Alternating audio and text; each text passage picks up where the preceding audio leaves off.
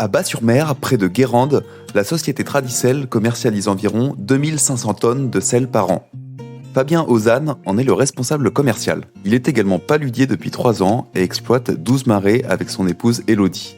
En quoi consiste ce métier ? Comment les marais sont-ils organisés ? Comment le sel est-il récolté ? Fabien revient en détail sur ces différents points dans cet épisode. Bonjour Fabien. Bonjour Alexis. Ça va bien ? Ça va, et toi ? Ouais, nickel. Écoute, pour commencer, je te laisse te présenter si tu veux bien. Très bien, donc je suis Fabien Ozanne, je suis responsable commercial de la société Tradicel et également paludier avec mon épouse Élodie Rio. Est-ce que tu peux présenter rapidement la structure Tradicel ? Alors Tradicel, c'est une société, donc c'est une société à action simplifiée, une SAS, qui a été créée en 1999 et qui est une société de producteurs indépendants. Alors la société Tradicel commercialise environ 2500-2800 tonnes de sel par an. Et c'est une société donc qui est détenue uniquement par des paludiers. Et elle comporte 14 associés.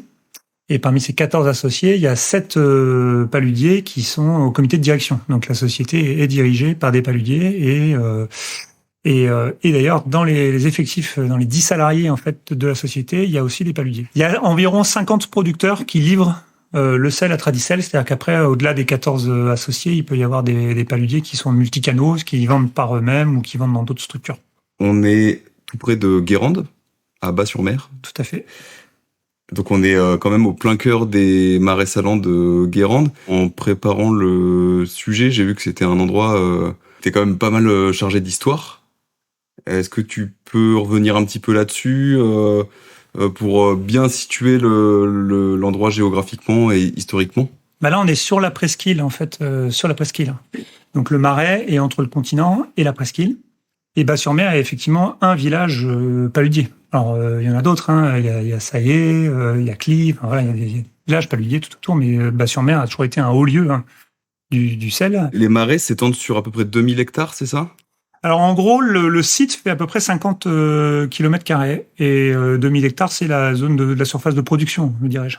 Et aussi, j'avais vu que c'était un endroit très protégé. Oui. En termes de biodiversité et tout ça. Tout à fait. C'est vrai que c'est. Alors, faut quand même préciser que c'est un espace artificiel. Hein. C'est la main de l'homme qui a fait les marais salants. Il serait pas, il n'y aurait pas du tout ce paysage si l'homme n'était pas passé par là. Mais comme c'est une activité qui est très respectueuse de la nature, évidemment, il y a énormément d'espèces d'oiseaux, de végétaux, et autres, quoi, avec qui on cohabite. Hein. Et c'est un site remarquable pour cela aussi. C'est un site classé. C'est un site qui est Natura 2000. Il y a un plan de protection des espaces agricoles et naturels autour. Donc voilà, il y a énormément c'est très très contrôlé et c'est bien aussi parce que c'est vrai qu'il n'y a pas beaucoup d'espace. On est vraiment entre l'océan et le marais. Il y a très peu d'espace, donc il faut que ce soit vraiment bien organisé, bien structuré. Ok, et il y a des paludiers qui sont ici depuis 1000 ans, quoi, c'est ça ? Enfin, mon épouse, c'est la 11e ou 12e génération de paludiers. Ah ouais. Et je pense qu'après, on s'est arrêté parce qu'on n'avait plus de traces. Mais effectivement, c'est des choses qui se transmettent beaucoup en famille. Il y a aussi des jeunes qui viennent s'installer qui sont pas de la région, mais c'est vrai qu'il y a quelque chose de très séculaire, qui se transmet, quoi. D'accord. Et justement, comment on devient paludier ? Quelle formation il faut faire ? Est-ce que c'est plus c'est transmis dans les familles au fil des générations ? Alors, il y a plusieurs façons d'apprendre le métier. Il y a l'école du vieux, un peu, c'est-à-dire où on apprend avec son voisin ou son copain ou ses parents. Et après, il y a aussi une formation qui est dispensée à la Turballe. Donc, il y a plusieurs façons d'apprendre. Ok. Et donc, le paludier a un statut d'agriculteur ? Alors, le sel n'est pas un produit agricole, mais le paludier est un agriculteur. C'est un statut un peu particulier. Oui. On travaille avec de l'eau de mer, c'est un produit minéral. Ouais. Mais on est à la MSA, on est des paysans, quoi. Qu'est-ce que fait un paludier concrètement ? C'est quoi son emploi du temps ? En quoi consiste son travail en fait ? Alors le paludier, il vit vraiment au rythme de la nature et puis au rythme des saisons et de la météo, quoi. C'est-à-dire que c'est vraiment la météo qui va donner le là, quoi. On pourrait commencer la vie d'un paludier l'hiver, là, peut-être en janvier ou en février, quand il faut remettre les marais en état, quoi. Quand il faut les entretenir, ces marais. L'hiver, il s'inonde. Hein, on est sur un bassin argileux qui est étanche, donc forcément on retient l'eau. C'est pour ça qu'on arrive à faire du sel, à stocker l'eau de mer l'été. Mais l'hiver, quand il pleut beaucoup, qu'il y a des tempêtes, et le niveau monte et les marais sont noyés. Quoi. Okay. Donc l'idée, l'hiver, en fin d'hiver et avant la saison, c'est de les remettre en route quoi, pour la saison. Donc il faut refaire les ponts, il faut rayer les vasières, il y a des travaux de désherbage, enfin il y a des travaux d'entretien quoi. Donc ça ça rythme tout ça jusqu'au printemps et après au printemps avec les premières belles journées on remet les marais en route. Donc il faut les décharger, et on peut recommencer à faire du sel. En général ça peut être en juin, les belles années on recommence au mois de mai. Voilà, mais le gros de la saison c'est vraiment juin, juillet, août quoi. C'est vraiment les 3 gros mois. Après même là en septembre ça commence, on travaille plus qu'un jour sur 2 ou enfin. Mais encore une fois ça dépend beaucoup du temps quoi. D'accord. Il suffit qu'il y ait du vent et du soleil et qu'il fasse chaud, on produit évidemment. Tu parlais tout à l'heure des marais. Après, il y a plein de termes qui s'imbriquent marais. Il y a les salines, les vasières, etc. Oui. Est-ce que tu peux expliquer un petit peu comment est organisé un marais et comment le paludier va exploiter son marais pour produire le sel? Tout à fait. Alors là, on rentre vraiment dans la notion de terroir. C'est-à-dire que nous, il nous faut le sol, le climat et la main de l'homme. Le terrain, c'est un terrain argileux, donc qui est étanche, qui permet de retenir l'eau. Et on a aussi besoin de conditions topographiques, de conditions géologiques, c'est-à-dire qu'on a besoin de ce qu'on appelle le trait. Nous, c'est un shore, en fait, c'est un espace qui se remplit et qui se vide au gré des marées. D'accord. Et qui alimente en fait nos marais déjà dans une eau qui est déjà un petit peu plus chaude que celle de l'océan. Okay. Et cette eau, on va la stocker dans ce qu'on appelle des vasières. Des petits bassins qui sont un pied sous le niveau de la mer, qu'on peut remplir, et on peut commencer déjà à stocker, à faire chauffer notre eau dans ces vasières. Et ensuite, ces vasières elles vont nous permettre d'alimenter nos marais.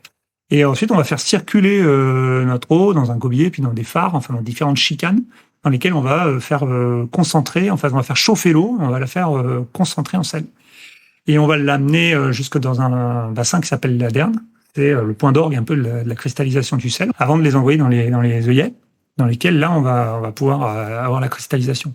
Et dans ces marais, par la différence de température entre la vase et la température de l'eau, vu que l'eau est très concentrée, on est à plus de 200 grammes par litre de sel, l'eau est très concentrée en sel, on arrive à avoir, grâce au contact avec les micro-organismes et l'argile en fait du marais, une cristallisation assez complexe qui va former donc sur le fond de l'argile un cristaux de sel qui s'appelle le gros sel, le sel gris de Guérande quoi. Et justement, comment on le récolte, quels outils on utilise? Alors le gros sel, on le récolte avec alors il y en a qui disent las, d'autres qui disent là. Okay. Mais voilà, donc aujourd'hui c'est un grand manche en carbone qui fait à peu près 5 mètres avec une maille au bout. Alors les gens qui connaissent pas appellent ça un râteau, on appelle ça un las. Okay. Et le las permet de faire rouler en fait les grains de sel sur le fond de l'œillet et les rapprocher de la ladure pour les sortir de l'eau quoi. Pour la fleur de sel, c'est ce qu'on va appeler une lousse à fleurs. Donc voilà, en général, les débutants vont appeler ça une épuisette. Si vous voulez, c'est une lousse, ça permet vraiment de venir en surface de l'eau et de cueillir la fleur très délicatement en faisant flotter très légèrement l'outil sur la surface de l'eau et venir récupérer la fleur qui flotte. Okay. La fleur de sel, c'est une cristallisation de surface. Donc c'est ce qu'on appelait avant le sel blanc, qui se forme vraiment en surface de l'eau et qui vient être cueilli délicatement. Et ça se fait le soir parce que la fleur se forme au fur et à mesure de la journée, enfin notamment l'après-midi. Avec le vent, c'est ça? Voilà, avec le vent. Et on ne peut la récolter que le soir. Et certaines journées, un jour où il n'y a pas de vent, un jour où c'est un peu humide, on n'a pas forcément de fleurs, quoi. C'est certains soirs d'été seulement. C'est pour ça que c'est un produit rare. Et c'était surtout récolté par les femmes ou les enfants, et c'était utilisé à la maison, ou alors ça a été beaucoup utilisé pour les conserves aussi dans l'époque de la conserverie. Mais dans les années 70-80, c'était perdu de mode. Le sel blanc n'était plus cueilli, il n'était plus consommé. Et il n'était pas pris d'ailleurs. Il y avait des paludiers, ils faisaient que le gros sel, ils coulaient leurs fleurs. Et la fleur de sel est revenue un peu avec l'ère de la gastronomie dans les années 90-2000. Avec le retour des vins, de l'huile d'olive, du naturel. Et c'est vrai que c'est un produit qui est revenu à la mode, mais c'était pas un produit qui était nécessairement vendu. Voilà, c'est vrai que le gros du marché du sel de Guérande, c'était le gros sel gris, quoi. Ouais. Et d'ailleurs, la fleur, ça ne représente que 5% du volume de production. Pour la récolte du gros sel, combien de temps ça prend en moyenne pour récolter un œillet? On va dire qu'il faut 1 heure pour prendre 10 œillets à peu près. Alors après, ça dépend s'ils sont pleins de sel, il faut 1h30. Si le paludier est très rapide et qu'ils sont pas trop chargés, il va peut-être lui falloir une demi-heure ou 3/4 d'heure après. Ça dépend voilà. Encore une fois, ça dépend du climat, ça dépend des marées aussi, et puis ça dépend du paludier. Ouais, parce que c'est des gestes techniques, j'imagine. Alors c'est physique et technique, ouais. Ouais. Et donc la technique, ce serait quoi si tu devais expliquer les gestes Alors moi, je suis un néo-paludier, donc c'est ma troisième saison, donc je vais pas donner de cours. Je vais pas moi qui vais donner des cours à qui que ce soit. Ok. Mais en revanche, c'est vrai que j'ai vu entre ma première année et aujourd'hui, je m'économise un peu mieux et il faut utiliser le poids du lasso, pas forcer, faire attention à son dos. Enfin voilà, il y a plein de choses. Puis après, plus on en fait, plus on va vite et plus on est économe aussi. Et là, en arrivant, j'avais vu les œillets avec les tas de sel ramenés sur le côté. Ouais. Donc ça, c'est le travail des paludiers de ce matin, j'imagine. Tout à fait. Ouais. Et donc ensuite, celle-là, il est déchargé, ou il est chargé plutôt dans une brouette et puis il est emmené. En fait, alors on dit porter ses marais, c'est-à-dire que, parce qu'avant c'était le travail des femmes, les pauvres. Ah ouais. Beaucoup, elles le mettaient sur leur tête, hein, Okay. et elles l'amenaient sur le tas, mais parce qu'on pouvait pas passer, il y avait pas de roue en caoutchouc, quoi. La roue était en bois, ça abîmait les ponts, donc c'était porté à la main. Donc les ponts, c'est les endroits où on peut marcher entre les œillets, c'est voilà, ça? C'est des espèces de petits talus ouais. qu'il y a entre les pièces de la saline. Okay. Donc on pouvait pas rouler avec une roue sur ces petits ponts là, on les aurait abîmés, donc ils étaient portés sur la tête. Aujourd'hui, on a des brouettes, on a des roues en caoutchouc. Donc mais on dit toujours porter. En fait, on les roule quoi en fait, hein, de la ladure jusque sur le trémet ou tormet, encore une fois, il y a deux termes pour ça, où on stocke notre sel pendant la saison quoi. C'est assez marrant quand je faisais les recherches pour préparer, j'ai vu qu'il y avait un jargon très spécifique dans le domaine du sel. Tout à fait, ouais. Alors c'est un jargon qui prend ses origines dans le latin, dans le breton. Ok. Voilà, parce que le terme aderne, ça vient de la mer Adriatique, c'est un héritage des Romains.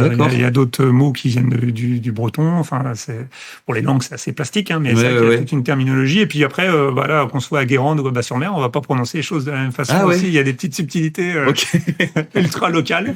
D'accord. Et donc là, il y en a qui disent trémet, d'autres tormet, d'autres qui disent le las, d'autres le la. Voilà, bon après, chacun choisit sa paroisse. Ouais, c'est rigolo. Ouais. C'est rigolo. Ouais. Est-ce que tu peux expliquer l'histoire de la technique de récolte?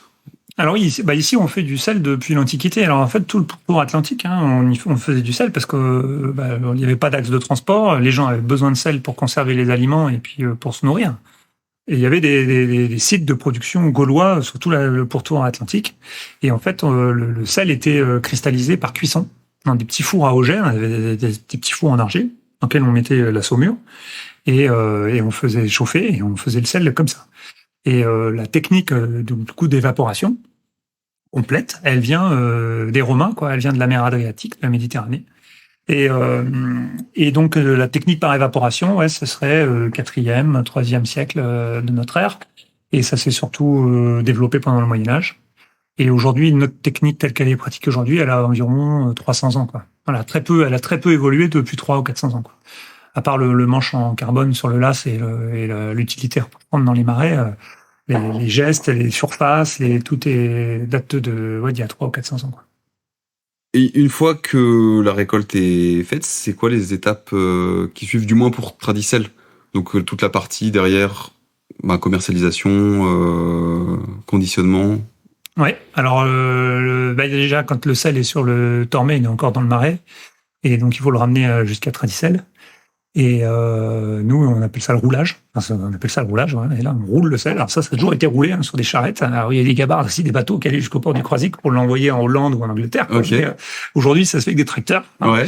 Et donc on a des tracteurs avec des bennes en inox qui viennent chercher le sel avec des pelles et on charge le sel dans les remorques et on les ramène à Tradicel. Donc à Tradicel, tout le sel qui est vendu par Tradicel est stocké et conditionné à Tradicel, à Bas-sur-Mer. Le sel le sel du millésime, fin de l'année, on le stocke et on va pas le vendre avant 2 ans.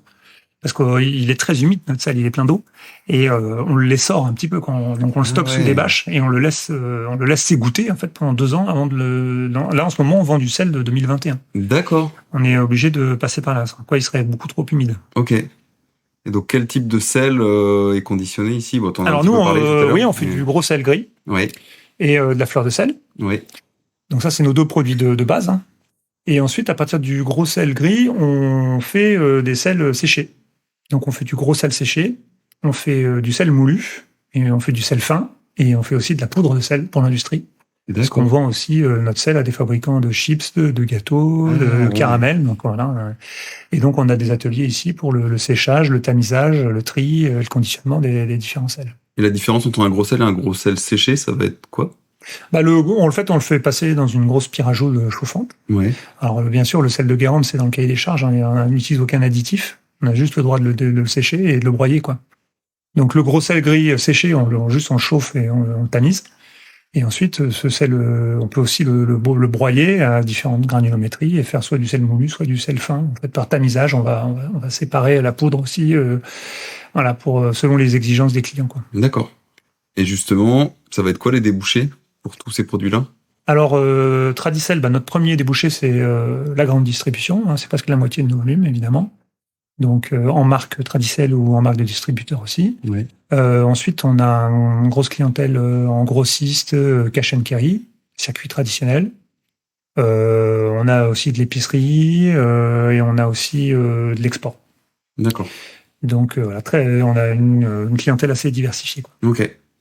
Mais c'est vrai que aujourd'hui, quand même, le sel de Guérande est très... c'est prisé, même. On en vend en Europe, on en vend en Asie, on en vend en Amérique, on en vend en Océanie. C'est connu jusqu'à l'autre bout. On a une quarantaine de pays, quand même, aujourd'hui. Donc, mais c'est quand même des petits volumes, quoi. C'est vrai que nous, notre gros marché, c'est la France, et notre premier distributeur, ce sont les grandes enseignes, quoi. Et la différence entre le sel artisanal produit ici et du sel industriel, entre guillemets, ça va être quoi ? C'est au niveau de la transformation, au niveau de la...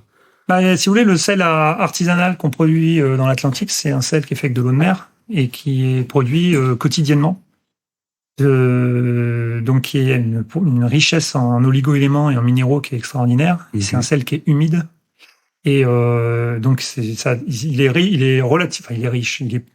Il y a du chlorure de sodium, mais il y en a moins que dans un sel de mine qui est très dur, qui est très pur. Si vous voulez, dans un sel de mine purifié, ça va être du chlorure de sodium à l'état pur et complètement séché, quoi. Ouais.